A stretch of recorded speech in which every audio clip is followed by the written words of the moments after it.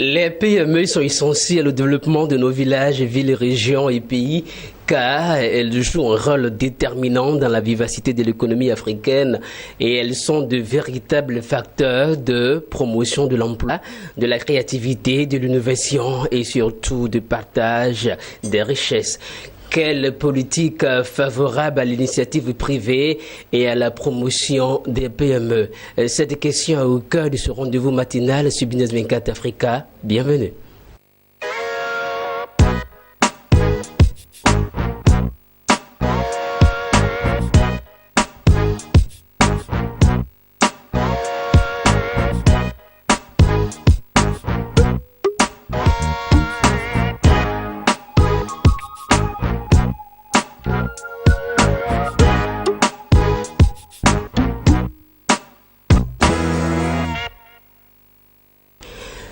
Pour ce numéro de Business Matin, j'ai reçu sur le plateau Samuel Maté, président de la Fondation africaine pour l'entrepreneuriat et le développement économique. Bienvenue Samuel. Bienvenue Paterne, c'est toujours un plaisir. FAFED, c'est quoi? La FAFED, on a monté la FAFED comme une fondation qui a pour objectif de promouvoir l'entrepreneuriat en Afrique avec le concept d'entreprendre à partir de 0 francs, un concept que nous avons breveté avec le professeur Bruno Bénard, qui était un collègue à l'université de Nancy. Alors, vous avez eu, dans le cadre de cette fondation, à visiter pas mal de pays pour échanger avec les Africains autour de cette initiative. Comment vous avez été accueillis? Bon, je pense que le problème des Africains, le problème est transversal. C'est un problème j'ai eu à faire, comme vous le dites, plusieurs pays, l'Angola, le Ghana, l'Afrique du Sud, etc. J'ai fait beaucoup de pays africains. Et je suis toujours étonné que le problème des jeunes Africains, c'est le même partout où je passe. C'est-à-dire que ce sont des jeunes qui ne sont pas nécessairement pris en charge en termes de priorité par leur gouvernement. Et ensuite, il faut noter que ce sont des jeunes également qui ont un problème de ressources pour pouvoir démarrer leur entreprise. Et la plupart des pays africains, je me rends compte, sont toujours tâtonnants dans l'approche entrepreneuriale. Et il est difficile aujourd'hui de voir un pays africain qui directement aux jeunes que c'est la voie entrepreneuriale qu'il faut pour pouvoir trouver de l'emploi et non une recherche d'emploi que le gouvernement peut promettre. Alors, vous vous dites entreprendre à partir de 0 francs. Est-ce possible? Bon, entreprendre à partir de 0 francs, c'est vrai que la question m'est toujours posée partout où je vais, en Angola, en Portugais et ailleurs. Mais le fait est que c'est quelque chose qui provient d'une expérience personnelle. Et c'est à partir de cette expérience personnelle que j'ai compris le concept et qu'après, quand je suis parti aux États-Unis... Alors, Samuel, je pense que nos téléspectateurs sont bien curieux de savoir et de connaître votre expérience personnelle. Juste quelques... Bon, écoute, Paterne, l'expérience personnelle, elle était une très belle expérience. C'est-à-dire que j'étais arrivé à un moment de vie où je vivais dans le quartier Koumassi, c'est en Côte d'Ivoire, Abidjan. En Côte d'Ivoire, Abidjan.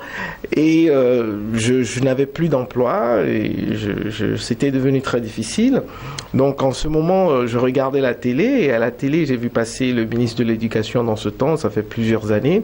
Et le ministre de l'Éducation disait que il n'y avait pas il devait introduire l'informatique dans les écoles primaires, mais le gouvernement, comme à l'habitude, n'avait pas les ressources. Et juste après cet élément à la télé, il y avait le propriétaire de magasin de vente d'ordinateurs qui est passé et qui se plaignait de ne pas pouvoir vendre ses ordinateurs. Donc j'ai fait le lien, j'ai dit voilà quelqu'un qui a besoin d'ordinateurs, quelqu'un qui vend des ordinateurs mais qui n'arrive pas à les vendre. Donc quand je me suis levé, j'avais 5 000 francs sur moi. Je suis parti, j'ai commandé des cartes de visite sur lesquelles j'ai mis informatique jeune, président, PDG Samuel Maté. Et je suis parti dans une école primaire et je leur ai dit, bon écoutez, moi je peux venir enseigner l'informatique, vous donner des ordinateurs, amener tout le monde. Et le gars m'a dit, écoute, vous êtes un magicien ou quoi? Parce que ça fait des années, on cherche à introduire l'informatique à nos élèves, mais on n'arrive pas parce qu'il faut acheter des ordinateurs. Je dis, moi, je vous amène tout ça. Est-ce que signer? Il m'a dit, d'accord, si vous pouvez, on signe. Et après ça, je suis parti voir un magasin de vente d'ordinateurs. J'ai dit, écoutez, vous n'arrivez pas à vendre vos ordinateurs. Moi, je loue les ordinateurs et je vous paie fin du mois 60 jours, ce qui me donne à peu près 3 mois pour payer. Et après ça, je suis parti dans une école d'informatique. Je lui ai dit, bon, écoutez, vos jeunes ingénieurs informaticiens sortent, ils n'ont pas de boulot. Moi, je peux les prendre en stage de 6 mois. Non rémunérés, sans salaire, et ils m'ont dit non, il n'y a pas de problème du moment qu'ils pratiquent. Donc le mercredi, j'ai donné rendez-vous, je suis parti chercher les ordinateurs, j'ai donné rendez-vous aux ingénieurs informaticiens. Les élèves ont payé 5 000 francs par personne pour s'inscrire, et le premier mois je me suis fait 1 million sans avoir eu un seul sou de la banque. Ouais. Est-ce que vous voyez? Ouais. Donc c'est à partir de cette expérience où je suis arrivé à me faire en foutant 1 million sans avoir eu un seul franc de la banque et tout, etc., que je me suis dit, mais tiens, on peut donc faire du business, on peut commencer quelque chose sans être enfant de boss, comme on le dit. Et à partir de cela, j'ai commencé à faire d'autres choses. Et après, plus tard, j'ai créé une dizaine d'entreprises. Après, je suis parti aux États-Unis.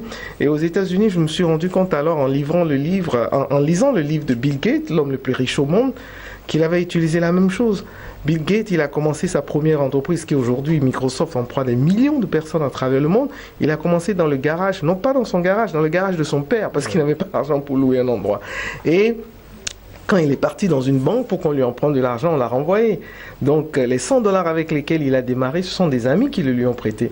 Donc aujourd'hui, cet homme est l'homme le plus riche au monde. Donc en regardant tous ces modèles-là, je me suis rendu compte que je n'étais pas une exception, mais que dans les cultures, il y avait des gens qui ont commencé, comme nous le définissons, 0 francs, c'est de ne pas avoir accès à un financement extérieur. Donc je me suis rendu compte que dans plusieurs cultures, il y a eu des gens comme ça. Et c'est à partir de ce moment que j'ai commencé à en faire une étude et que j'ai inclus ça dans ma thèse de doctorat, dans le sens que j'ai essayé donc de concevoir des méthodes, des approches, et que j'ai étudié ces choses. Alors, est-ce que ça peut marcher? Est-ce que ça peut marcher ici en Afrique? Bon, vous l'avez bien réussi.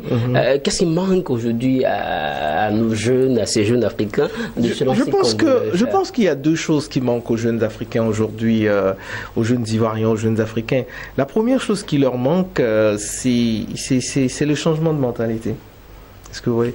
C'est-à-dire qu'aujourd'hui, le problème des jeunes Africains et des jeunes Ivoiriens, c'est qu'on a été cultivés dans une mentalité où on tend la main.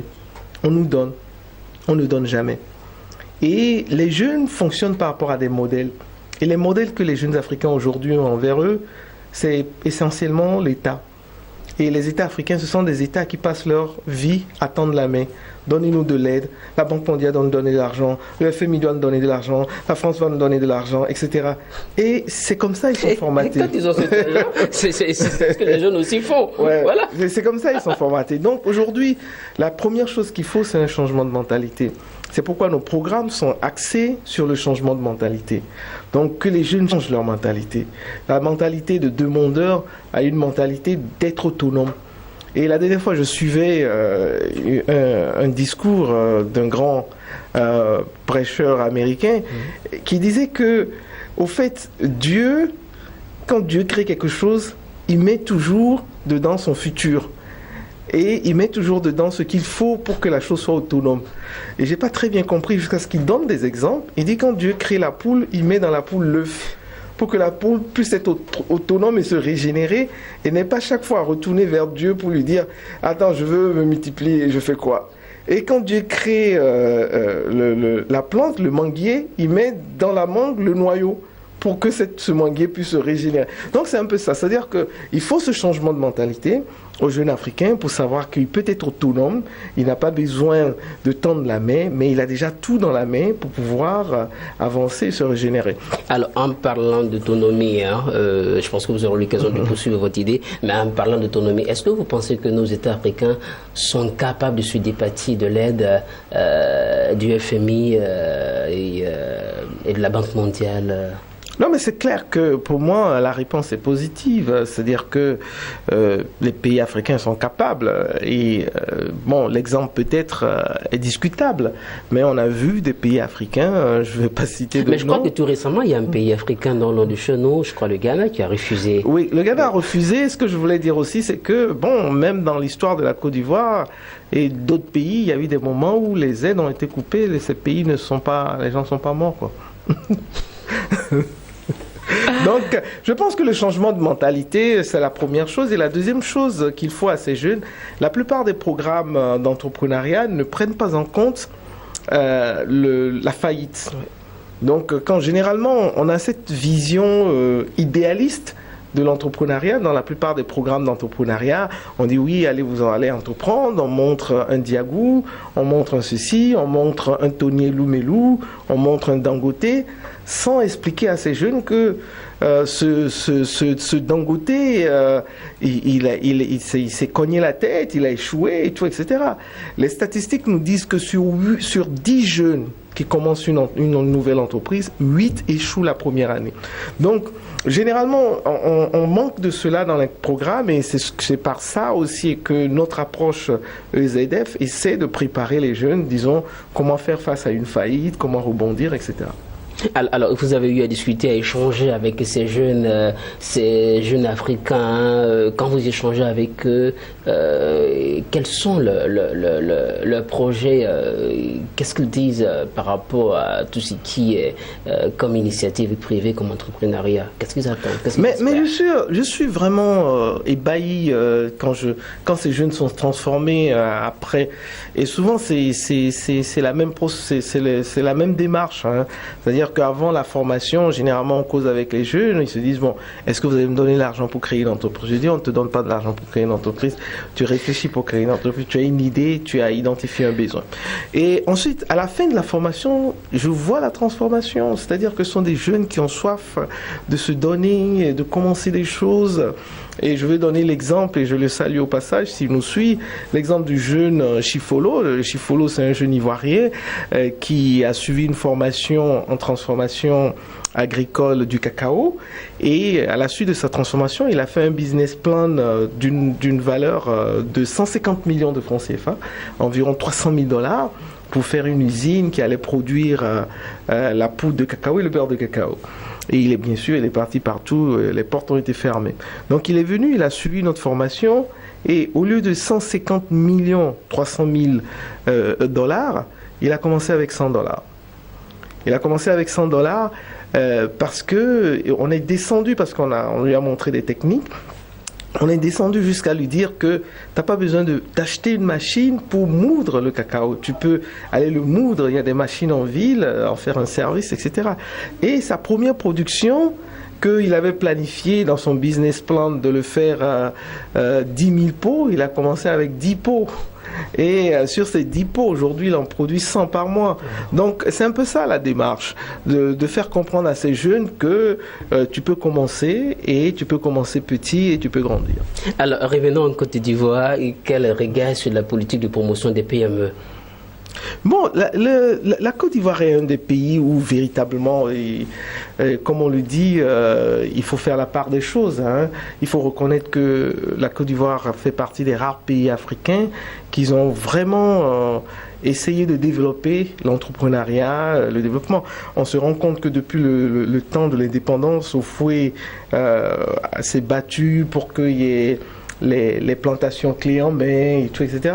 Et quand Houphouët, on lui avait proposé, je me rappelle, j'avais lu des documents sur ça, quand on lui avait proposé d'appeler les grands producteurs comme les Cargill dans ce temps pour venir en Côte d'Ivoire pour gérer le cacao, il a dit non, je veux que le cacao ivoirien soit géré par de petits planteurs, des PME. Et personne n'a parié sur lui. Parce que les gens se disaient que c'était impossible, qu'il fallait faire venir ces grandes structures qui aujourd'hui, dans le modèle du Brésil, de l'Amérique du Sud, qui gèrent là-bas toutes les plantations de bananes, etc. Les gens voulaient répliquer cette approche en Côte d'Ivoire. Mais au fond, il s'est opposé. Il a dit non, il faut de petites structures par des Ivoiriens, etc. qui le fait. Et aujourd'hui, on lui donne raison. Aucun pays n'arrive à battre la Côte d'Ivoire. s'il avait suivi le conseil de ces soi-disant experts, on aurait eu une grande structure qui serait venue comme au Brésil, ils s'occupent les bananes, on est tous des employés de ces gars, ils nous paient de petites sommes et ils ramassent. Mais aujourd'hui, la Côte d'Ivoire est bien assise parce que au fond, avait compris que c'était des PME, c'était des Ivoiriens qui avaient de petites plantations qui allaient changer la donne. Et ce qui nous manque aujourd'hui, c'est de transporter ce modèle dans l'industrie, dans les services. Et je pense que un des problèmes véritablement également, c'est que on est arrivé à un moment où il y a eu tellement de politiques éparses. On a eu le PND, on a eu le PNIA, on a eu le ceci. Ce qui fait que les politiques n'étaient pas centralisées. Il n'y avait pas une énergie qui centralisait ces politiques pour une réflexion commune. Or, on avait des ressources limitées et c'est une des choses qu'on s'est dites. C'est-à-dire qu'il n'y a pas eu donc une synergie. On est parti dans tous les sens. Les idées étaient bonnes, mais les idées étaient parties dans tous les sens, ce qui n'a pas permis de créer une synergie. Je pense que ça, c'est la première erreur qui a été commise. La deuxième erreur pour moi, c'est que arrivé un moment, les pouvoirs ont fait prévaloir la géopolitique par rapport au calcul économique. Ça voudrait dire quoi? Ça voudrait dire qu'aujourd'hui, vous allez constater que dans certains pays comme le Japon, etc., ils créent des unités de réflexion stratégique qui sont rattachées dans des domaines spécifiques directement au président de la République. Et on n'a pas de ces choses ici. C'est-à-dire que aujourd'hui, il faut des technocrates. Et le ministère, par exemple, de PME, le ministère, etc., les gens, dans certains pays, appellent des technocrates des experts dans le domaine des PME, etc., qui viennent, qui forment des unités, qui font appel même à des consultants internationaux qui ont une expérience avérée, et ils leur donnent des objectifs de transformer le pays. Et on n'a pas encore cette approche. Et ces grands ministères qui doivent être le moteur du développement, comme le ministère des PME, on leur donne plutôt une approche géopolitique où on nomme quelqu'un qui peut-être n'a pas nécessairement ce niveau d'expertise qu'un technocrate dans le domaine aurait. Alors, il y a cela quelques temps, le gouvernement ivoirien a mis en place le programme Phoenix. En quoi consistait ce programme et quel financement adéquat pour que ce programme puisse aboutir? Je pense que le programme Phoenix, c'est quelque chose de très intéressant, dans le sens que, arrivé un moment, le gouvernement ivoirien s'est rendu compte que on allait un peu dans tous les sens, il y avait plusieurs politiques et tout, etc. Et qu'il fallait synerger en un seul creuset le développement des PME. Et c'est là qu'est né le programme Phoenix, c'est quelque chose d'exceptionnel. Mais il y a eu deux problèmes avec le programme Phoenix. Le premier problème, c'est que, encore une fois, le programme Phoenix, quand il a été conçu, est retombé dans la dictature de la géopolitique. C'est-à-dire que c'était le ministère du Commerce qui avait conçu ce programme. Après, quand on devait satisfaire la géopolitique, on a séparé le ministère du Commerce, on a créé le ministère des PME et de l'entrepreneuriat. On a pris le programme Phoenix du ministère du Commerce, on l'a confié au ministère des PME et ça a créé des dissensions et tout, etc. Donc, le programme ensuite demandait 86 milliards dans sa mise en œuvre, pas dans le financement des PME, mais dans sa mise en œuvre. Et l'État n'a pas mis en priorité la mobilisation de ces fonds. Parce que je ne comprends pas que sur près de 5 ans, l'État de Côte d'Ivoire n'arrive pas à mobiliser ces 86 milliards pour démarrer ce projet. Je ne le comprends pas. Et ensuite, l'autre problème qu'il y a eu au niveau du programme Phoenix, c'est que ce programme ensuite a souffert du fait qu'elle n'a pas été mis dans une dynamique d'actualisation. Ça veut dire quoi? Ça voudrait dire qu'on a créé le programme et sur plusieurs années, le programme n'a pas été mis à jour. Alors que nous sommes dans un monde qui est en perpétuelle évolution et mutation. Donc aujourd'hui, nous, à notre analyse, nous pensons que le programme Phoenix est dépassé et qu'il faut le mettre à jour. Aujourd'hui, quand on faisait le programme Phoenix, on ne parlait pas encore de drone, on ne parlait pas encore de mobile money, etc., etc. Donc, tout le programme est à revoir. C'est pour ça que, dans un article récent, nous avons parlé de programme Phoenix 2.0. Alors, qu'est-ce que les patrons des PME aujourd'hui attendent de ce programme? Donc, vous avez dit qu'aujourd'hui, en fait, ce programme doit être plus ou moins être mis à jour. Voilà. Non, mais c'est-à-dire qu'en fait, ce qu'il y a, c'est que je pense qu'après, en observant le programme Phoenix, c'est une lecture personnelle, le programme Phoenix prévoit dans une de ses mesures clés est la création de ce qu'ils ont appelé l'agence des PME, qui devait être une agence qui va centraliser toutes les ressources et les services que l'État peut rendre aux PME. Parce qu'aujourd'hui, pour les services ou bien les ressources aux PME, les PME sont obligées de prendre leur bâton de pèlerin, d'aller au ministère de l'Industrie, au ministère du Commerce, etc., etc. Donc, l'agence des PME va essayer de centraliser les ressources et de faciliter un peu comme un guichet unique. Et c'est ça qui est intéressant. Et que, vraiment, devait en principe, sur le papier, faciliter, n'est-ce pas, le développement des PME. L'autre élément, c'est que le programme Phoenix prévoit de passer de 60 000 à 120 000 PME, donc de doubler la population de PME, en créant également jusqu'à 300 à 400 000 emplois. C'est intéressant, mais c'est pas réaliste. Pourquoi c'est pas réaliste? Parce que les mesures d'accompagnement dans le programme Phoenix pour créer ces 60 000 PME, ces mesures ne sont pas réalistes. Dans le sens que la création d'entreprises ne peut pas être imposée. Nous sommes dans une société démocratique. Quand vous dites qu'on crée une entreprise, est-ce que c'est juste pour aller créer au niveau du guichet unique 60 000 entreprises, ou bien on veut vraiment créer des entreprises qui vont être pérennes, qui vont rester, qui vont durer, qui vont employer des gens. Donc il y a toute cette dynamique. Et ces entreprises, si on veut qu'elles soient ces 60 000 entreprises additionnelles, créent vraiment de l'emploi et que ne ferment pas au bout d'un an, il y a tout un écosystème à créer. Il y a la fiscalité à revoir, il y a l'accès au marché, il y a la corruption, il y a la gouvernance, et il y a également tout le mécanisme de paiement des PME, etc. Donc, qui sont des choses qui aujourd'hui sont abordées de manière éparse et pas vraiment avec un engagement qu'on l'aurait souhaité. Alors Samuel, vous avez eu la chance de parcourir certains pays africains et aujourd'hui on a le sentiment que les pays anglophones et les pays francophones n'ont pas la même culture de l'entrepreneuriat, de l'initiative privée. Quand on sent que par exemple au Ghana ou dans les pays anglophones, les gens sont plus portés vers l'initiative à créer, à innover, alors que dans les pays francophones, quand un jeune sort par exemple d'une école, et il attend toujours que quelqu'un vienne vers lui, qui le dépose un papier quelque part dans l'espoir d'être recruté.